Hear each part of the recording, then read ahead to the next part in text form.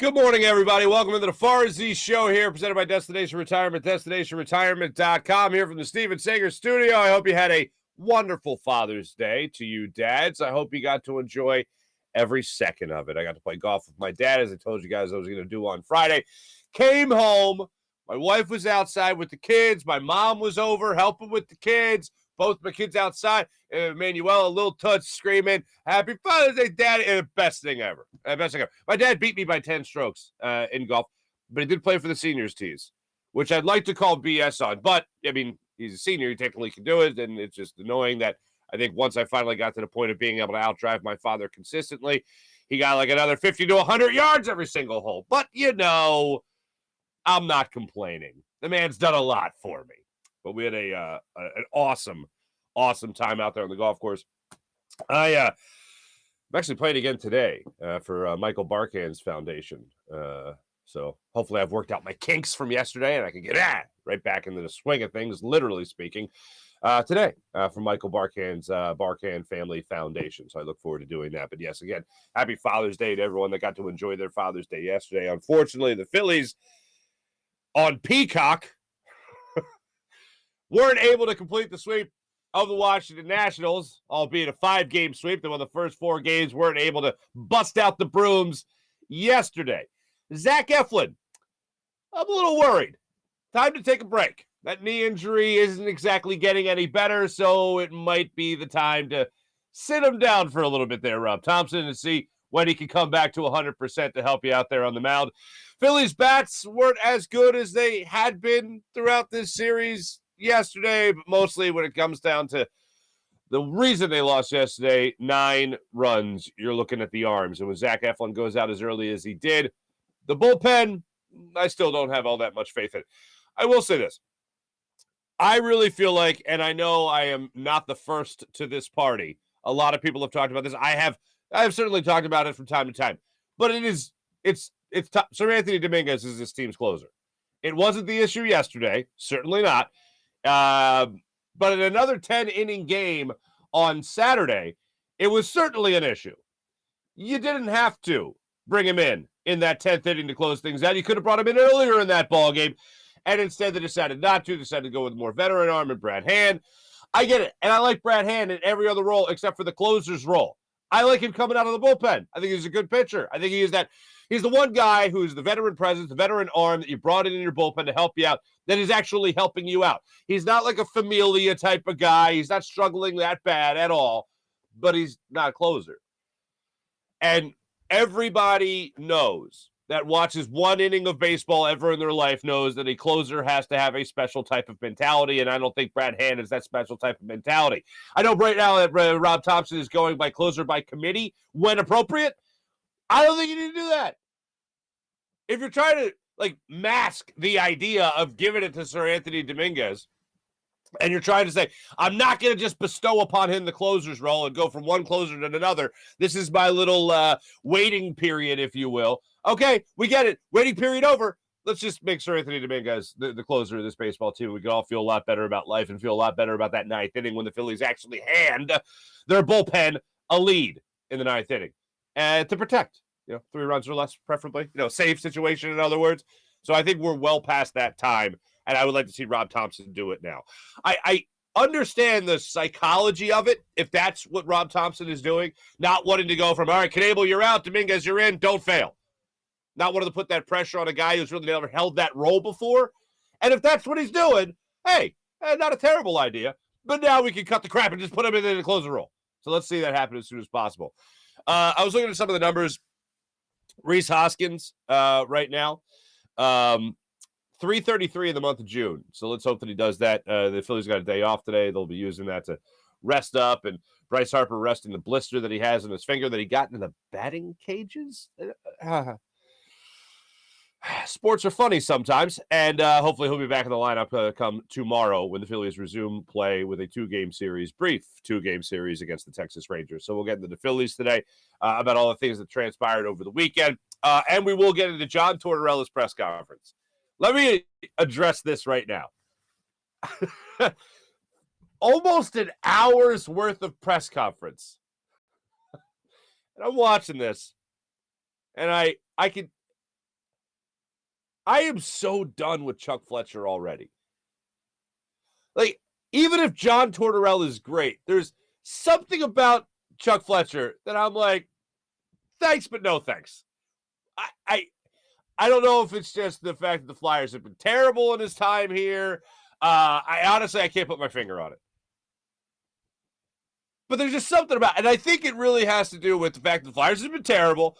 And the story comes out about the outside committee helping them make this hire. And I think it was towards the end of the press conference, Chuck Fletcher comes out and says, this is something that, yes, we did hire an outside committee. This is something that a few hockey clubs have done throughout the league. And the NHL is starting to become a lot more like corporate America, where you'll hire the outside committees to find people to go out there and bring you a good CEO, a good, market manager, or whatever it might be. This is something that is just so strange to professional sports. And Chuck Fletcher tried to say that other teams do it. Okay, all right, fine. But if you're the GM and your job is literally to go out there and hire the next guy, people don't want to hear that you got to go to an outside committee to do that. That just sounds weird. Because who's to say that outside committees are going to get hired by another team soon and they're going to outdo what they did before for that new current team? They serve many people. They don't just serve you, the GM. That's why I don't trust them. And it shouldn't be that difficult to look at a guy like John Tortorella. And according to one report, the Flyers, they offered a deal to Barry Trotz. He was like, yeah, thanks, but no thanks. I'm not going through another rebuild. And John Tortorella ended up being the next guy in the running there for the position. So when I listen to Chuck Fletcher talk about this outside group, I'm like, well, so they're mercenaries, basically. I'm good on that. That's what your job is as a GM. Is not just to be a guy in charge and run the team and all that stuff, generally speaking, as a general manager. But it's also supposed to be having guys around you that you trust, your own knowledge of the sport, your own knowledge of the game, your own knowledge of these different personalities as coaches. And you got to go from an outside source, people that are going to be gone tomorrow. That doesn't sound good to me. It makes it seem like you don't really know what you're doing. Like, I could never imagine really anybody else going out there in this city, especially not Howie Roseman, especially not Jeffrey Lurie. Yeah, no, we consulted some other people, and they said that Nick Sirianni. Hey, it's one thing to, call Frank Reich and say, hey, what do you think of this guy? You know him for a long time. That's using your own resources. The outside thing definitely rubs me the wrong way. But aside from anything that Chuck Fletcher got after, John Tortorella, this has been a lot of criticism. I've seen John Tortorella get accused of BSing us as a city, as a hockey fan base here in Philadelphia.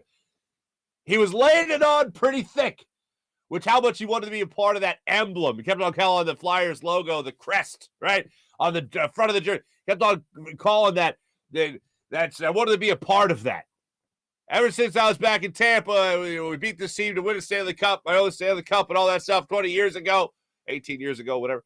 Ever since then, I just told my wife I wanted to be a part of that. We'll let you hear the full thing.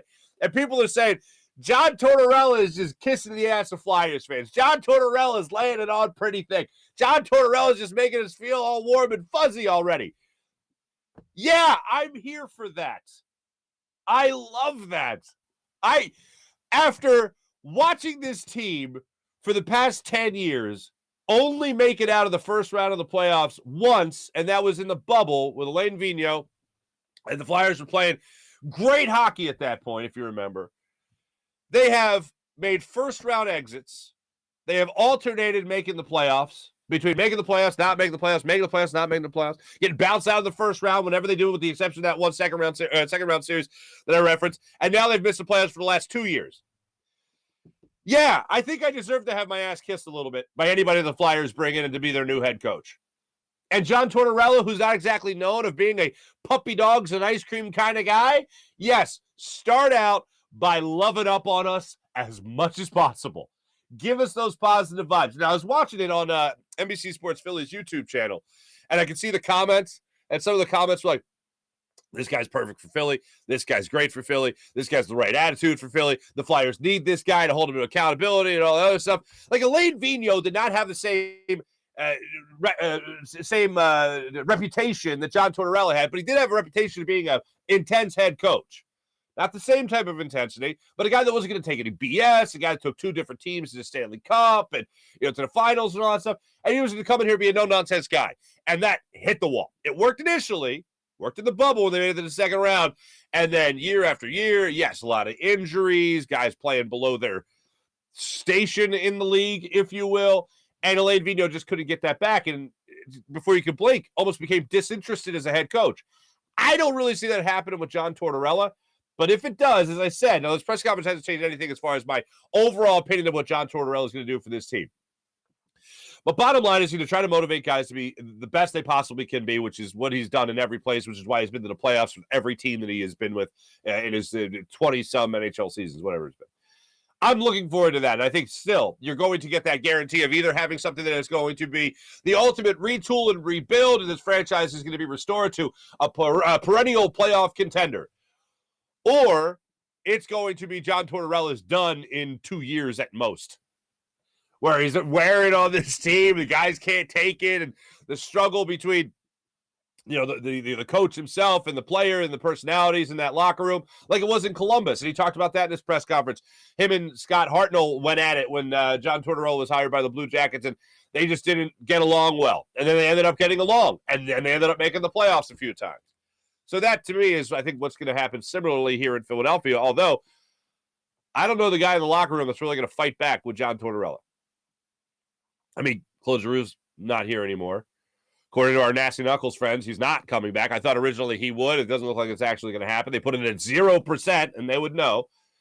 So I don't know the personality that he struggles with in this locker room right now. I think that this is open game. This is open season. And John Tortorella is going to be looking at this team, looking to get him back in the playoffs. I don't know if it happens immediately. I don't see how it does right now. If Johnny Gaudreau does come to Philadelphia, which is looking pretty good, depending on what you like believing. Again, go back to our interview the other day with the Nasty Knuckles boys, and they said they talked about Johnny Gaudreau coming to Philadelphia like he was already wearing the crest. So I'll go and cross my fingers that happens. Because throughout this entire process, when we were talking about Barry Trotz, whether or not we were talking about Rick Tocchet, whether or not we were talking about John Tortorella, I said, whatever we're looking at here with the coaching position, is that coach bringing in like 10 all-star players? Is that coach bringing in some magic that is going to make Carter Hart reach the full potential that a lot of people think he can reach? Because if he's not, then it really doesn't matter. He should have just kept Mike Yeo and rode out another season without being relevant. And I don't think that's what the Flyers are doing.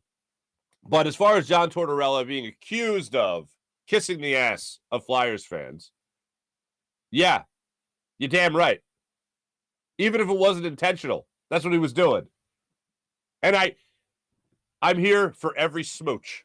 That's what I'm here for John Tortorella. It's either going to be great. It's going to be the greatest crash and burn or success story probably since Chip Kelly. That's the similar type of vibe I get right now. There's nothing revolutionary about it. That's the biggest difference here. He's won in the NFL or in the NHL. He's been a champion. He's had his career in the NHL. He's not some college guy coming up. But in terms of the attitude and the adjustment that needs to happen here, it's either going to be the most beautiful thing in the world, like it was for like one half of football with Chip Kelly in that first half of that Monday night game against the Washington football team, or it's going to be the last year of Chip Kelly, where it's like, just, you're not even getting the last game. You're fired. You're gone. See ya.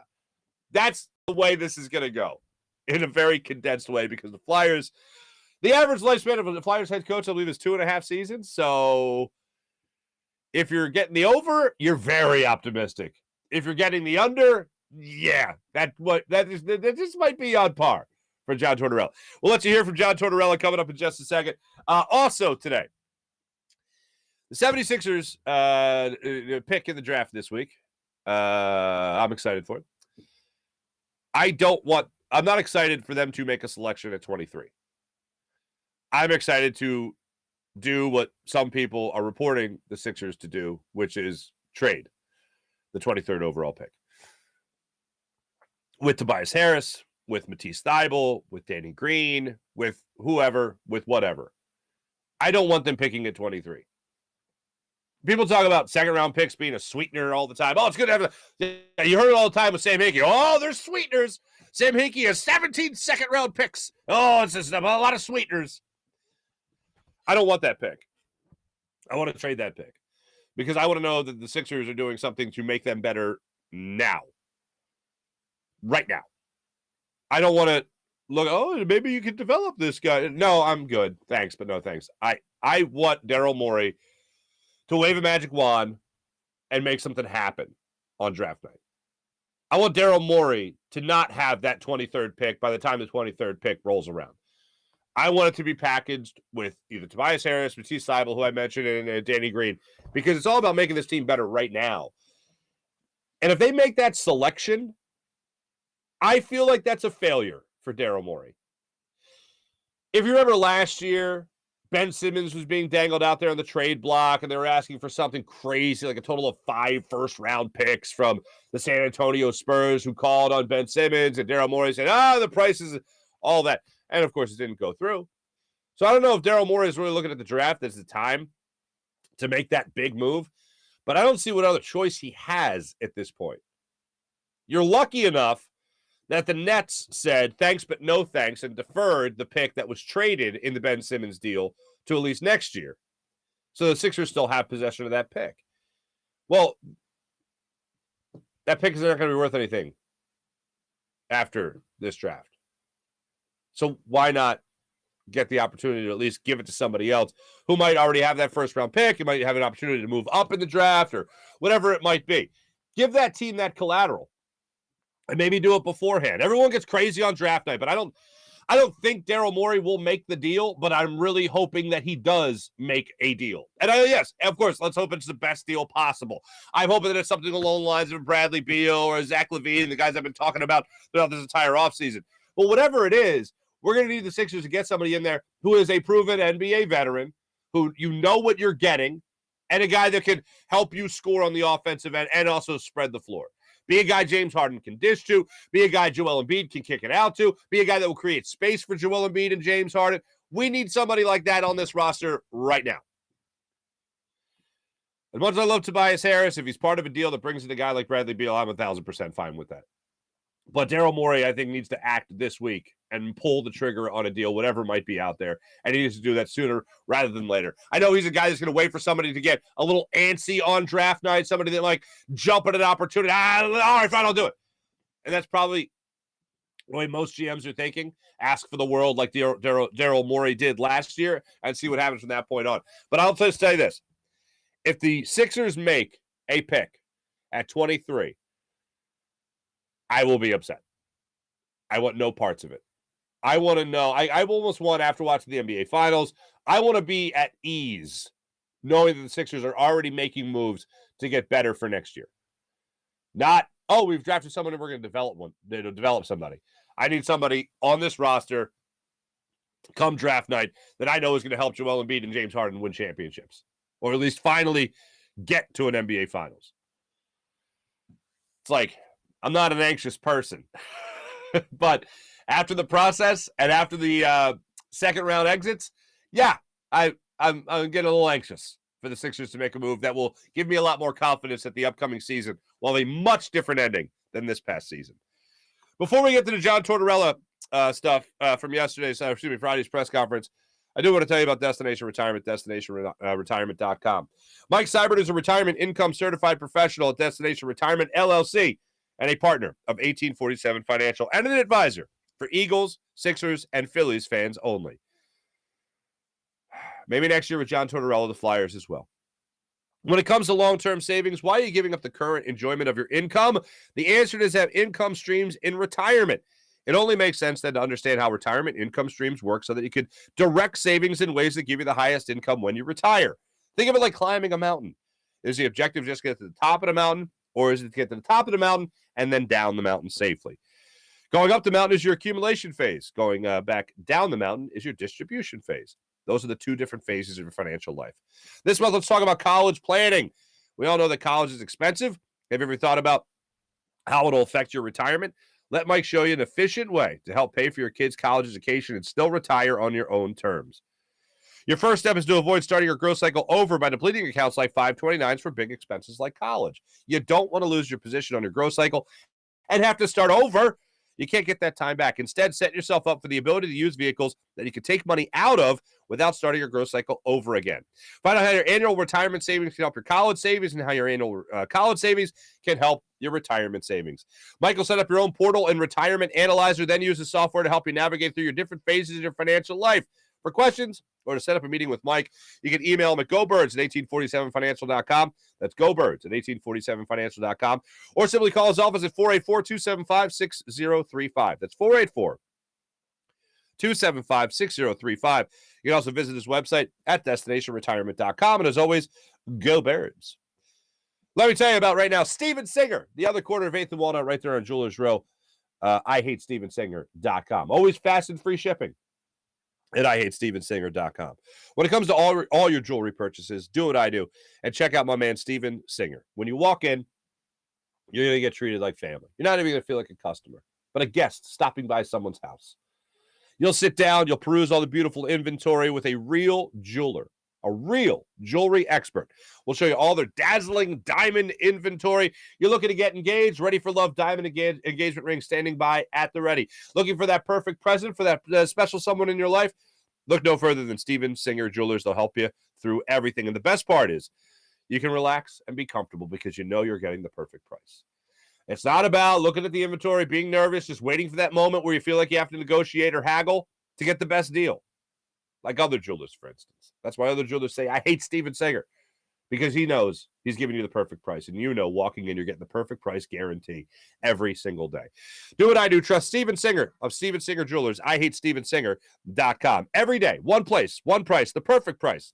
Online at IHateStevenSinger.com. Without further ado, let's get a little team locker room report, if you will, with this press conference brought to you by Roth Orthopedics from John Tortorella. I do think that the Flyers have the best logo in hockey. There's I'll tell you this, the Seattle Kraken, I like it, but it's not the Flyers. The Hartford Whalers, man, they had a great one. They really let something special go up there in Hartford. It's unfortunate. It is. It was a great logo. Every time I see somebody with that logo, I go, hey, man, that's a great one. And they go, hey, thanks. They always appreciate it. But when it comes to that Flyers crest, that is something special. Something very special. And it's something that is not lost on John Tortorella. This is actually, I got to give him a hat tip here because he put this out and it was easy for me to just grab, record, and put out there. But old Howard Eskin there, good old Howard Eskin, filmed this, I believe, on his phone from his computer. And I just fell in love with this. And I was here for every ass-kissing portion of this this story from John Tortorella about how he always wanted to be part of the Philadelphia Flyers. Here's John Tortorella puckering up for all our behinds. As I told Chuck, I look at that emblem and, guys, back in 2004, when we were fortunate enough, I was coaching Tampa, and we went through Philly to win a Stanley Cup, beating Philly in the conference finals. I remember telling my wife, and I told Chuck this story, man, that is a place I would love an opportunity to be and coach. The passion of the people, the building, everything about the city, it was really neat for me. And I remember when my first meeting with Chuck, when we started this, he wore a short shirt with the emblem, and I said, man, that's where I want to be. That's an opportunity that I have right now as I speak with you. And I know Chuck wants to get going here and turn it around. I am not going to critique anything that's happened before. I know it's been a little bit of a struggle. I think Chuck and I spoke the same language and how we get this fixed quickly. And it was really intriguing to me. And it did nothing but enhance my interest as I went through the process with Chuck and the other guys asking questions as far as what they want this team to be and what they want the standard to be. And guys, I couldn't be more excited about being part of the Philadelphia Flyers. It may sound a little silly, but even when I was coaching other teams, I've always thought about that city. I've always thought about that team, about hoping to have an opportunity along the way.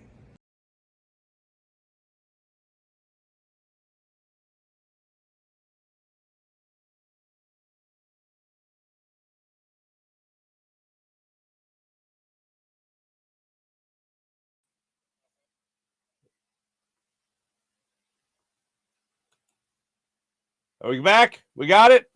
We're in shape now? There we go. Come on! How do you not love everything? First off, realize BS detector boop, boop, boop, boop, boop, boop, going off like crazy. I don't care. I love every second of that. We deserve, as I said before, to have our asses kissed for a period of time after what we have witnessed from the Philadelphia Flyers. I love that. The other thing that came under criticism is his overall attitude. There were a number of questions about Scott Hartnell and his relationship with Scott Hartnell. There was a number of questions about him and Cam Atkinson and how they got along and all that stuff. There were some questions about the overall Boston connection between Atkinson and Kevin Hayes, if that will help him in the locker room, especially with getting a scorer like Kevin Hayes going again. Will they speak the same Bostonian language? I believe it was a question from Wayne Fish during the press conference. That's cool, man. Yeah, whatever helps. You're from the same area. A lot of times that helps. Great. Let's hope that comes to fruition on the ice. But one of the things that they also got into was how he tries to motivate his players and how sometimes he could be a little wearing on players' personalities. John Tortorella is not here for that conversation. And a lot of times coaches that get relieved of their duties, like in baseball, Joe Girardi, everyone's saying everything terrible about Joe Girardi. I've said I don't think he's a terrible baseball mind by any means, but whatever, it wasn't a good fit. He's lost the locker room. He's lost the locker room. That's a big thing people like to say about coaches. We've talked about that with Doc Rivers, but that he's lost the locker room. Well, a guy like John Tortorella doesn't have any time for that conversation. He says, that's stuff for you guys who aren't in the locker room, by the way, when I'm coaching this team. But that's time for you guys, the writers, the reporters, the talking heads, if you will. That's for you guys to question. When I'm in the room with my players, I don't doubt the way they feel about me, the confidence they have in me as their coach, and I hope they don't doubt the confidence I have in them as players because I just want us to win. Ultimately, it's his job to get the best out of those guys. And whether or not he feels like he is worn out his welcome in certain areas, he doesn't really care about that. He just cares that he's doing what he needs to be doing to try to motivate or just simply get the best out of his players as possible. John Tortorella, when he was asked yesterday about Friday, with his overall presence in the locker room, whether that could be wearing on guys. And here's the way John Tortorella answered that question. My job is to push athletes to levels that they're not used to getting to. And I'm going to do that. I've made mistakes. I've pushed too hard at certain times and I've made mistakes along the way, but that is my job. And I'm going to do it fairly. And I'm always going to do it honestly. They'll always know why. And as you go through it and there's some conflict along the way, and there is going to be conflict, there's honesty amongst a player and a coach when you're in that, maybe that crescendo of trying to get them to that spot. When you get there and you have those conversations, they will know that I care about them. And why I'm doing this is because if I didn't, I would not be doing my job for them. And I don't get the confusion about trying to push athletes. I just don't understand the confusion. A player's coach or a hard coach, I don't agree with that. A coach's job is to make them the absolute best people they can be and the absolute best player they can be. And it's not by pushing them there. I'm going to push them there. And as we go through it, and you go through all that, so Scotty Hartnell, I had to wrestle the room away from him in Columbus. I didn't like the room when I went into Columbus. Him and I had wrestling matches about this, and I benched Scotty. We had so many different conversations. But as we got through it, I loved the man. And he was so good for us as we moved on with that team, with his leadership. And that's where relationships are. And so the nonsense about hardness and quitting on you, I don't buy it. This is already off to a phenomenal start. And that's the way you got to be as a head coach. A guy that, a bench boss, right? Hockey people. A guy that's already won a Stanley Cup. A guy that's taken every team he has coached to the playoffs. That's the attitude. More than once, by the way. That's the attitude you have to have as a head coach. You can't come in there and be timid. You got to go in there and understand. The players have to understand your mentality, your mindset, and your way of thinking. Yes, sometimes they'll look at you like you're the mad scientist. Sometimes they'll look at you like, what the hell's this guy's problem? But that's all part of the game. I mean, look, I'm not putting them in this category, but just in terms of keeping the team guessing, in terms of the method to your madness, Fred Shiro, the things he'd write on the chalkboard, the fog, he was in and out, just gone. You're here one moment, just gone, disappear into nothingness the next moment. That was a guy that knew how to get the best out of his players. And I think he understood that he had an odd bunch of guys back there in the 70s. And it's like, well, this is how I get the wheels turning a little bit. Rather the thing of the, I mean, Win Today and Walk Together Forever is the most famous one. And if you come in there and you see that on the chalkboard, message is sent. You understand, you get it. I don't know if John Tortorella is going to be that profound. I mean, he did drop an SH word in his press conference about he was shoveling poo, quote unquote. But he's going to get these guys' attention. And from what I understand, Alain Vigneault's problem towards the end was he had definitely lost the locker room. It wasn't a question of whether, has this guy done it? It was like, no, he's done. And once he realized that, he just kind of stopped coaching. And he would call out numbers in practice, supposedly, and that was it. Do this, do that. All right, see you tomorrow. See you tonight. Whatever. I don't think John Tortorella has that gene. I think John Tortorella is going to be out there and he's going to be coaching these guys hard from get-go. And I think what he offers Philadelphia Flyer fans is something simple. He offers them emotion. He offers them giving a damn. And I think this Flyers organization has allowed this fan base to think that losing's okay. And when you had Ed Snyder running things for the Flyers, you knew at the very least you had somebody who gave a damn. You had in the back of your mind, Ed Snyder's not going to let this happen. Ed Snyder's going to see a loss like that. He's going to do something to respond. I remember the Flyers, I think it was right before they got James Van Riemsdyk in that draft with him and Patrick Kane. And the Flyers were having that terrible year.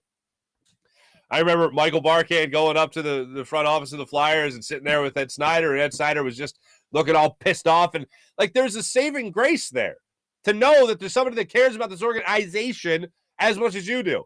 John Tortorella is going to be that guy on the Flyers bench. You at least know you have somebody who is taking every loss as hard as you are.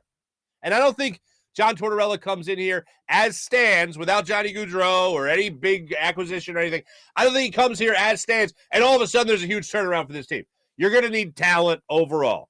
That's my overall point when you talk about bringing in coaches. Yeah, it's great. Love their mentality, love their work ethic, love how they motivate guys, love that they accept nothing but their best. But if you don't bring in talent, I don't care how hard some mediocre player is working if I'm trying to win a championship.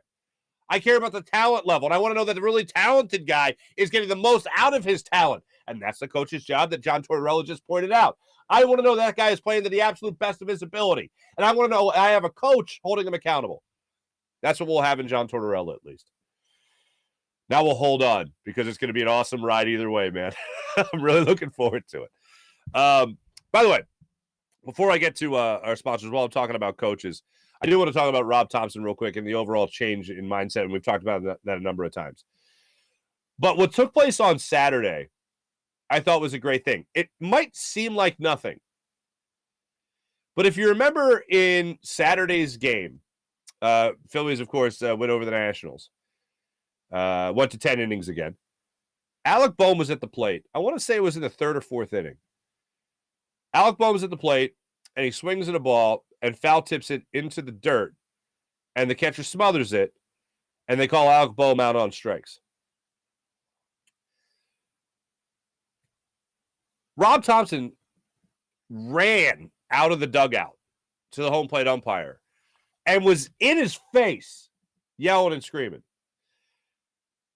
It might seem like nothing. It might not be a big deal. But in that moment, I mean, even with the wins and losses, it's great. The Phillies are playing great. But in that moment, there was no interim tag on Rob Thompson. There was no interim manager Rob Thompson. There was skipper Rob Thompson. There's Philly Rob, as some people have thrown out, right? That that to me was a great moment for him to not just be whatever it is, the overall mindset, the overall umbrella that he has over this team in terms of attitude and the aura that he's allowed, the atmosphere he's allowing in that clubhouse. But that just showed me he's going to have his players back. If something happens on the field that's BS, and they ended up overturning it, he helped get his players. He helped get Alec Boehm a couple more pitches in that at bat. Boehm ended up striking out. So again, it wasn't like Boehm then hit a 3-run home run or a grand slam or even went yard or even got on base or anything like that. But it was just a simple moment that I think is a good message to the rest of this clubhouse that guy's going to have their back no matter what. And there's been a couple of challenges. He challenged another one with JT Realmuto sliding into second base, I think in yesterday's ball game, and he ended up being called out, and they ended up challenging it, and it stayed the same way. It is what it is. But just showing that you're going to have your players back in that regard, I think, goes a long way with knowing, if you're a player on this team, that if something does hit the fan, if stuff does start to hit the fan, old non-interim manager Rob Thompson's going to come out and fight my battle. I think it's a good thing. I think it's a good thing for a guy that is obviously going to be coaching for a contract as this year goes on, or managing for a contract as this year goes on. That was our locker room report, if you will, brought to you by Rothman Orthopedics. When you have an orthopedic issue, you need a physician who eats, sleeps, and breathes orthopedics. You need an exceptionally specialized Rothman Orthopedics physician. They not only specialize in orthopedics, but each of their physicians only focuses in on one area of the body, which means you can have the confidence to get past the pain and be what you were. Visit them in one of their 30-plus locations in Pennsylvania and New Jersey, including 4 orthopedic-only urgent cares. Learn more at RothmanOrtho.com. That's RothmanOrtho.com. Ladies and gentlemen, we got to get our new question up for Versus Game. We'll do that later today. Oof. Bryce Harper. Sorry, Versus Game, people. When I asked the question last Monday, I said, will Bryce Harper go on to hit 8 home, or that'd be something. Will Bryce Harper go on to hit 3 home runs, at least 3 home runs in the next 8 games for the Phillies? 3 home runs, 8 games. Some people jumped on it early with optimism. Obviously, he did not. Not 1 home run. And missed the last 2 games because of a blister. We'll get a new question up today. To the people that said no, he will not hit more than 3 home runs in the 8 games, congratulations, you won yourself some money. Congratulations on that. Download the Versus Game app. Go to the App Store. Look for this logo for the Versus Game app and have yourself a good time on the Versus Game app. We'll get our next question out a little bit later today. You like CBD? How about Freestone Farm CBD? FreestoneFarmCBD.com. Go to FreestoneFarmCBD.com. Use promo code Farzy for 20% off. Promo code Farzy, 20% off at Freestone Farm CBD. The menu is something that you'll love. All the different strains they have, including the new tropical tasting Bayox that clocks in at a chart-topping 24.1%, and Super CBD, which is half Hindu Kush, and 21%. The genetics of these guys are off the charts, and it doesn't get any better than this. They also grow the premium hemp flower in the Garden State with all organic inputs and IPM. There's absolutely nothing synthetic from farm to jar.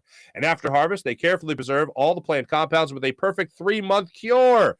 Just one look or smell is CBD. Done right. That's how you'll know.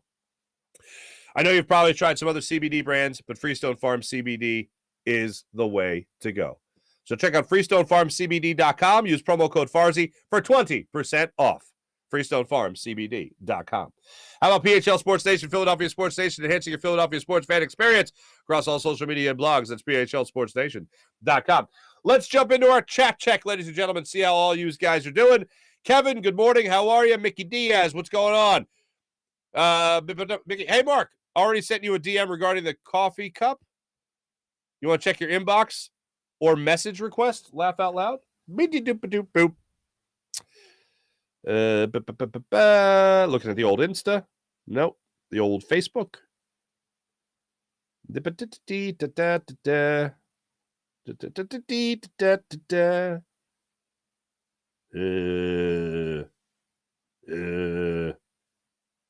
I'm looking.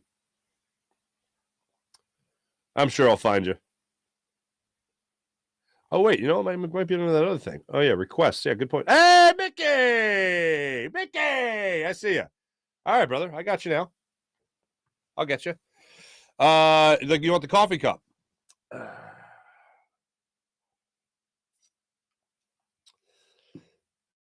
I'll get you one, buddy. I got you. Chat is awfully quiet this morning. Father's Day layover. Hangover? Whatever. Sean, what's up, Sean? Kevin, hello again. Sean, hello again. Tyvita, thank you for identifying yourself, by the way, in your tweet to me. I would not have known. I appreciate you. Yeah, Tyvita, you and I are on the same page as far as the Sixers going. Best bet is to trade the pick. We don't need any more young players. We all know Doc doesn't play young players. Very true. We need somebody who can play now. 100% with you. Mickey says Daryl Morey needs to be the NBA version of Howie Roseman. However, Daryl has taken some pointers from Howie. Maybe they can have a discussion over coffee. That sounds lovely. Philly teams build you up, let you down a lot. Yep, that's pretty much the way it goes. Tyvita's tired of being optimistic. That's great. Mickey Diaz, realistic, yes, but always optimistic. We do buy their merch after all, don't we? That's the old Seinfeld line of we're rooting for laundry, basically. Sean,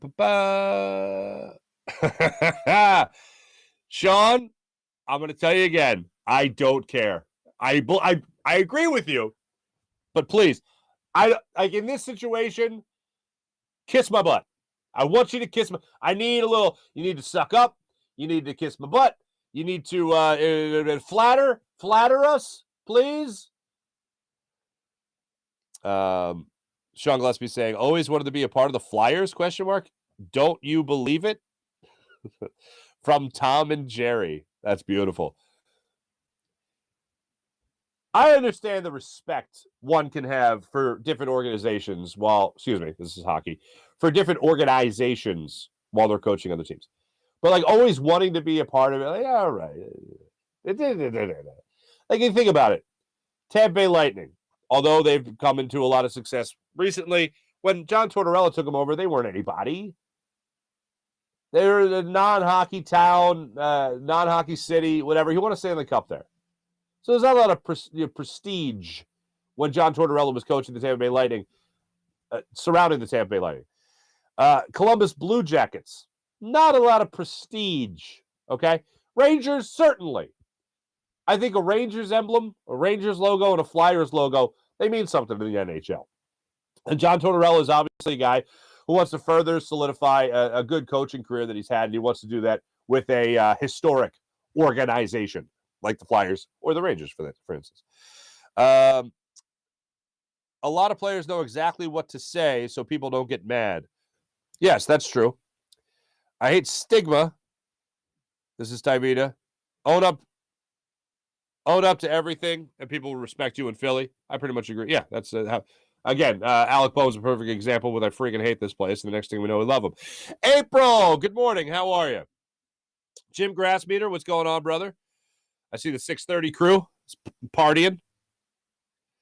Tyvita, no Doc Rivers. I'm with you.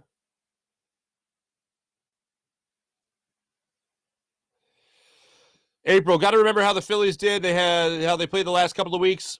Going to have a loss here and there. Very true. Now, they got this game against the Rangers, and we'll get to that in a second. Sean says the Phillies have a lot more energy now for some reason. Here, you know what I'm going to tell you guys? In the last couple of weeks, I've gotten text messages from friends of mine who don't really, I mean, they follow baseball, but I wouldn't call them hardcore fans. But all of a sudden, the Phillies are turning heads.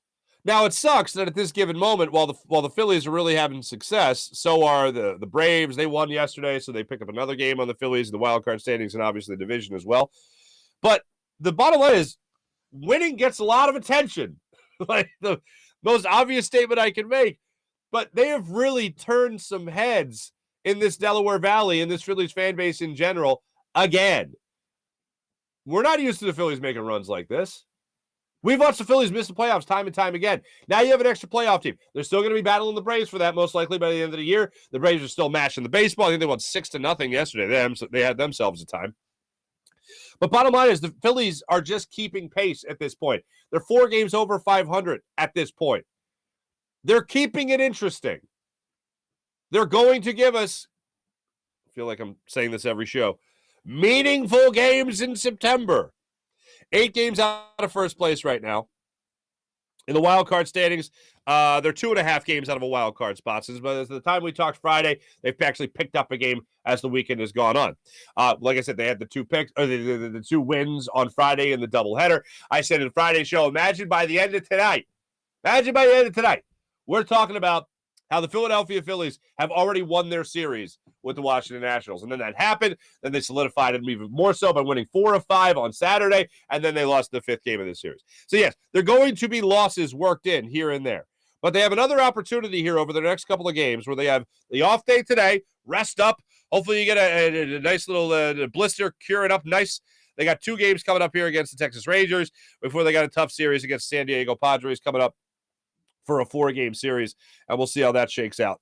Because that, too, is going to be a tough one no matter what injuries they're suffering right now in San Diego. San Diego has lost 3 in a row. They are in action tonight against the Diamondbacks, so they'll start a little series there with them as well. So they're not getting the break. The Phillies are getting the day off. Hopefully they get rested up and everything will be right with the world, and we'll cross our fingers that actually happens. But, yeah, that's where I'm at right now on the Phillies as far as the interest that they're generating right now from people that are usually just the casual fans. They have got that attention again, and that's not a bad thing. Sean Gillespie, a coach who fights for his players equals a coach who cares. Yes.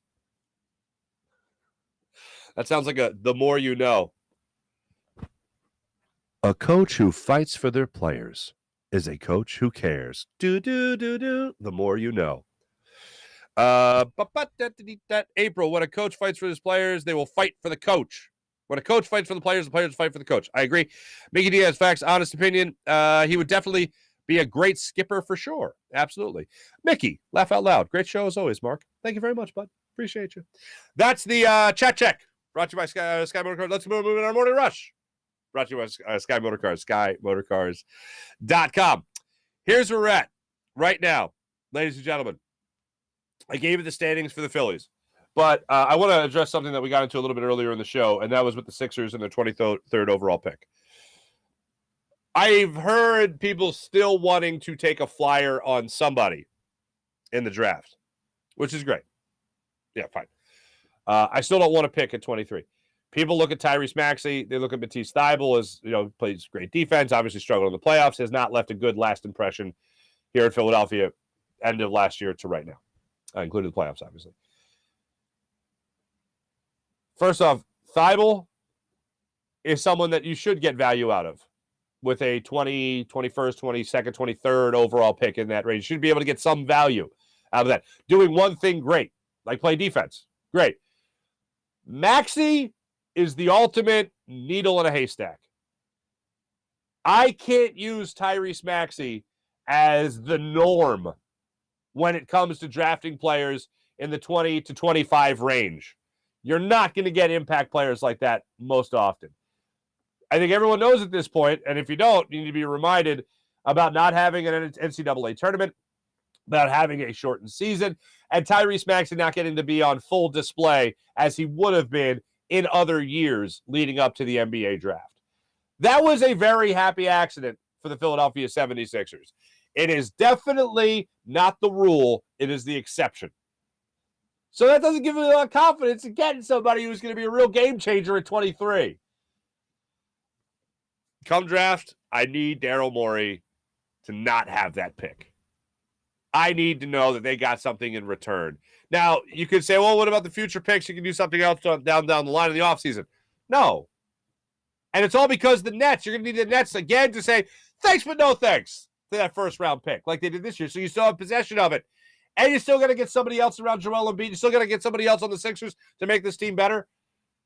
Yeah, I don't see how it's better for them to make the pick at 23. I don't see how that's good. If it's a situation where after the fact on draft night they end up trading who they took at 23 and that's who another team actually wanted and ended up flipping them, great, but even more unlikely. I don't want it. End any pressure, alleviate any stress, trade that pick, get something done. If you're able to move Tobias Harris, I think that's what would turn a lot of people's heads. Tobias and maybe Thybulle and the pick to bring in whoever it might be. I don't think they're going to get a Bradley Beal for that deal. I don't think they're going to get a Zach LaVine for that deal. I think they could get somebody, though, that can come in and help this team win right now that will be a better fit for what they have. Somebody else for James Harden to create space for, someone else for Joel Embiid to kick the basketball out to. I think they're going to get somebody that will be a lot more serviceable than anybody will be with a 23rd overall pick. I still don't see how they get all that much better without moving somebody that's going to hurt. And I don't want them to move Tyrese Maxey. For the record, I'm not involving him in a Beal deal. I'm not involving him in a Zach LaVine deal.